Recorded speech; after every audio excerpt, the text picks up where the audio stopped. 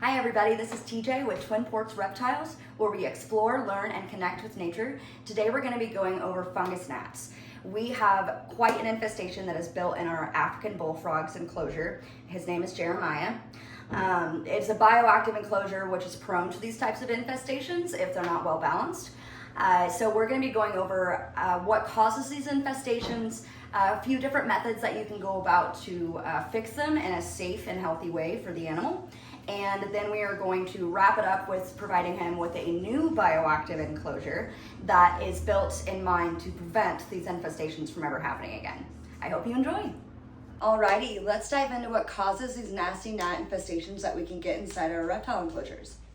So the main cause is overly wet substrate and decaying organic material that's in an abundance. And this is why we can see these so commonly in bioactive enclosures, because bioactive enclosures is nothing but organic decaying material. However, it usually has a good checks and balance system with our microfauna. And our microfauna could include springtails and isopods, maybe some beetles, some worms. But the main issue here is with springtails. If we don't have enough springtails, then we're going to have an abundance of fungus. So even if we start with a perfectly balanced bioactive system with the right abundance of springtails, some things that can cause an imbalance over time are an overly saturated soil, substrate, a lack of oxygen, and temperature fluctuations. So it's important to keep these things in mind for a bioactive enclosure, because gnats will fill this ecological gap. So aside from the microfauna being imbalanced in the system, other things that can cause an overly soggy substrate and an abundance of decaying organic material is surface stagnation and lack of airflow. These things can be caused by lack of ventilation, no fans, even a lack of drainage layer. Drainage layers in bioactive enclosures are extremely important. They not only increase airflow in the soil, but they allow all of the water to drain down and dissipate thoroughly inside the enclosure. To things that we can fix these are by adding fans or ventilation. You could use computer fans. Those are really cheap. If you're not that crafty, don't worry. They're actually inventing reptile fans right now, and there's some available right now. These have probes that work with the humidity in the tank that turn on and off based on the humidity. This is great for tropical species because tropical species rely on that heavy humidity. Another thing that attracts gnats is having an excess of animal waste or food left in the enclosure. Keeping a cleanliness enclosure is very, very important. Not only does it endanger the animal by introducing anaerobic bacterium into the enclosure if you don't keep up with it, but gnats feed off this, so do larvae. So if you want to keep away gnats, keep a clean enclosure. The last thing that usually causes a gnat infestation is lack of predation.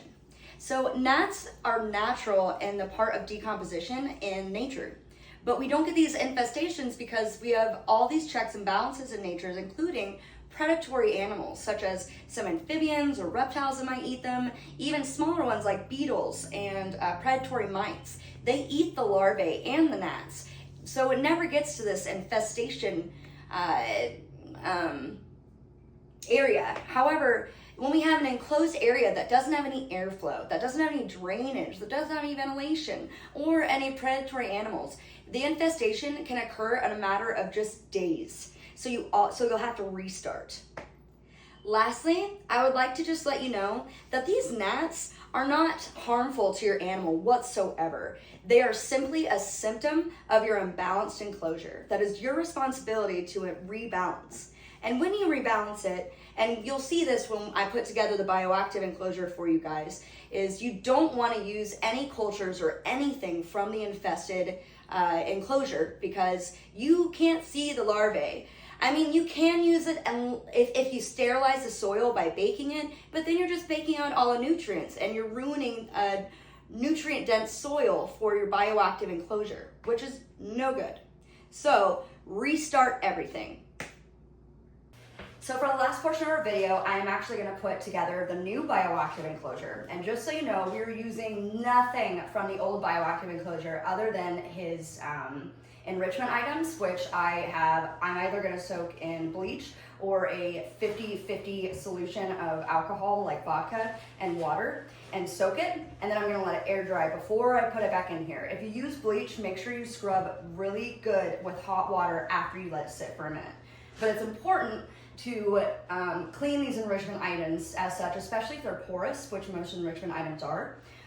His is half a log, so it's very important that we get all those gnats and larvae out there so we don't just keep building this infestation over and over again. All right, so let's get dirty.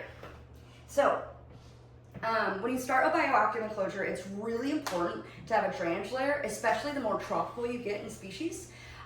Arid, not really too much because they don't really have that much wet of soil. But when you get into tropical species that have high humidity requirements, you don't want the soil to be soggy, you just want it to be moist. And you have a drainage layer, and you can either use, my preferences are either lava rock or clay pebbles. The clay pebbles are the best because they're easy to move around, they're easy to shape inside your enclosure. They're also light, which is great. So clay and the lava rocks are really important because they help aerate the soil. And they also help keep the soil wet because you can have your drainage layer that separates your substrate, and you can pour water directly into the drainage layer and it will dissipate into the entire enclosure and evaporate up and keep the soil nice and healthy. And it also keeps it oxygenated. All right, so we want about 1.5 to 2 inches of the drainage layer.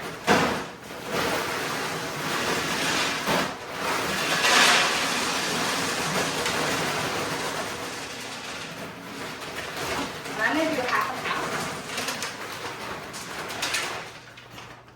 Some people rinse these off before they do this. I've never had any problem when I don't rinse them off, but I'll leave that up to you. So on half of his enclosure is his water bowl. So I don't want to have our drainage layer on top of the water bowl side. So I'm going to use these because they're more rigid and will roll around on me to create kind of a barrier.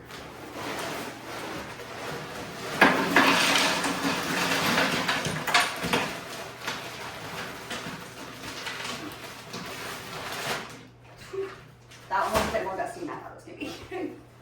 Okay.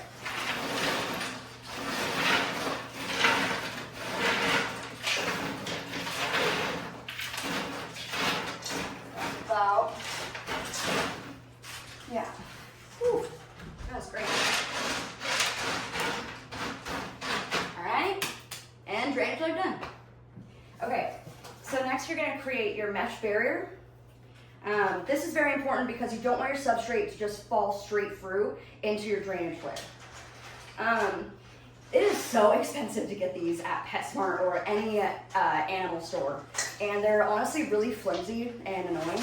So what I prefer to do is I go to like Home Depot or Lowe's and I buy pet safe screening that is non-toxic.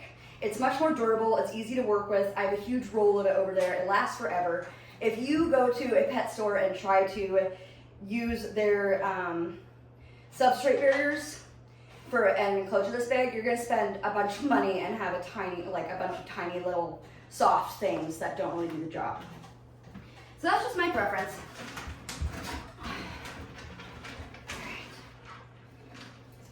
You wanna lay it flat, and then you kind of wanna curve your drainage layer to encapsulate your pebbles.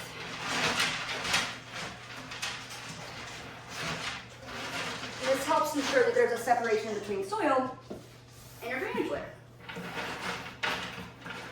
And again, so if you were going to put a water over here, I'm kind of building an island, then you would just put your drainage layer all the way through and have this lay flat.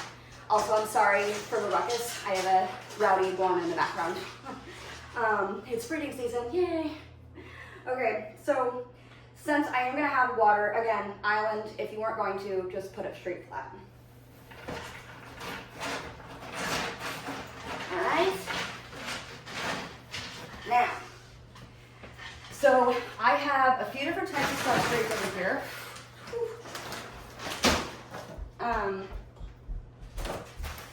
Scott's topsoil is a really good fertilized soil that's safe for reptiles in enclosures like this. But I don't like to just use it because it's so soggy.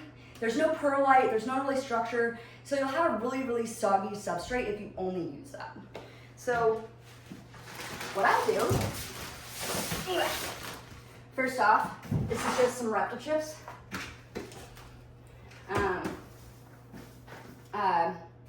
And it's cocoa fiber and Reptile chips.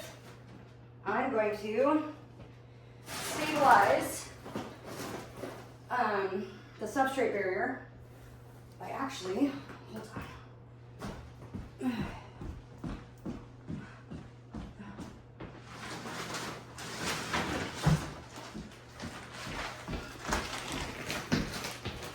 I'm gonna go with this instead. The reason why I'm making my change is because this has a mixture of cocoa fiber, so it's a little looser, and I just want like a good structure.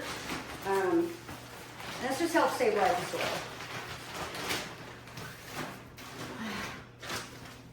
And this is fir bark.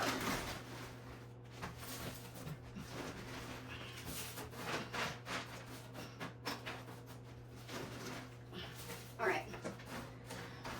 So I'm just sprinkling it around. I don't want there to be a thick, dense layer because you still want everything to aerate and breathe. Okay.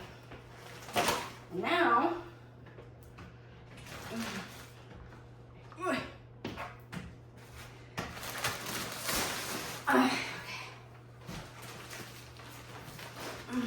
I'll put in a little bit of this. My goal is to do about 40% topsoil, 30% sand, and the rest, that cocoa fiber mix that I showed you.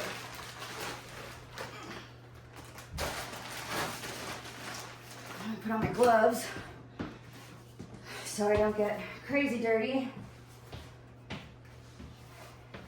Although I do love playing with dirt. People who don't, something's wrong with them. Okay.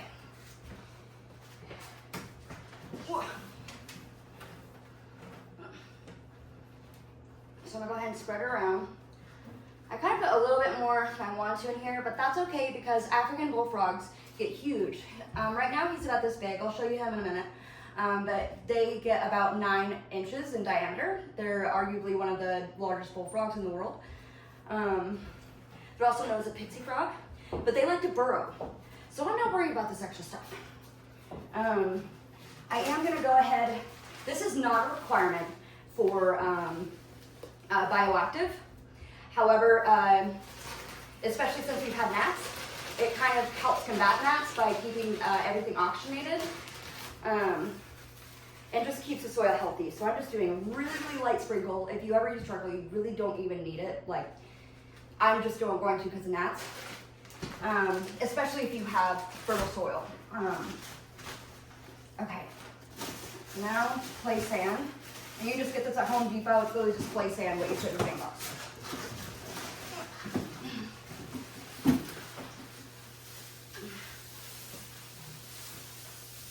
And this is also going to be good for him because, as I said, he likes to burrow. So this will help the substrate hold a structure for him. See how that works. Should have put my hair up.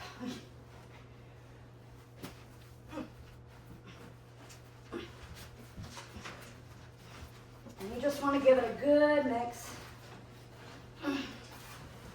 It's okay if some of that Reptile bark comes up.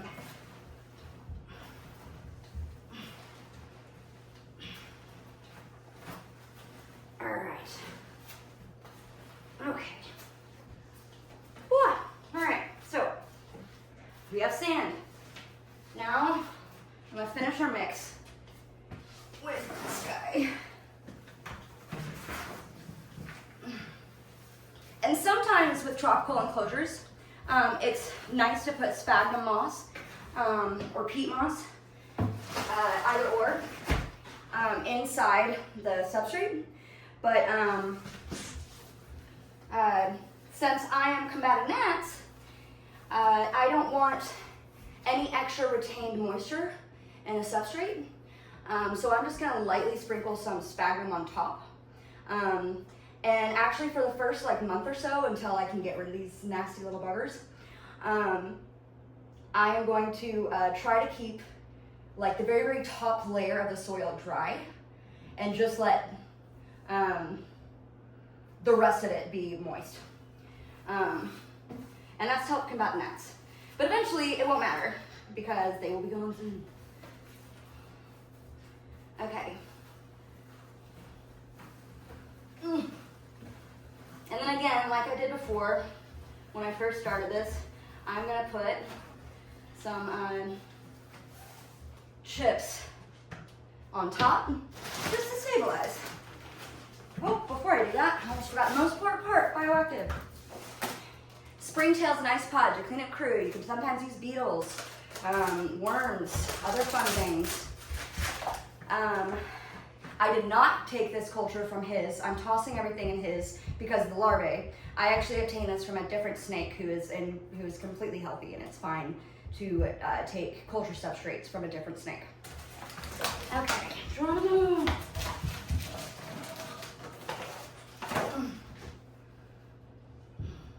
Oh, the little isopods, they're so cute.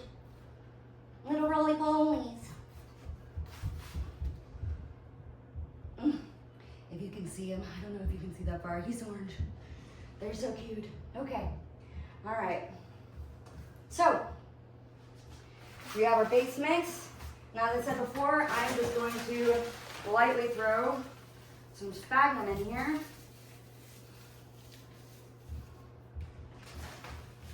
All right. Woo, done. So I thought I'd show you guys Jeremiah, the African bullfrog, before I put him in his new home. He's pretty cute. And if you're laughing at me because I'm wearing gloves, it's actually because this is one of the most dangerous animals that we have. Believe it or not, African bullfrogs have a PSI of about 680 in their bite force. That is 2 times stronger than a German Shepherd and the same strength as a hyena cub. That is nuts. But anywho, this is a cutie and we're gonna go put him back in his home. Here's our final product of the enclosure. You can see our drainage layer is separated by the mesh, which the substrate is on top. And I'm actually gonna let the top layer of the substrate dry out to ensure that the gnats don't reinfest the enclosure.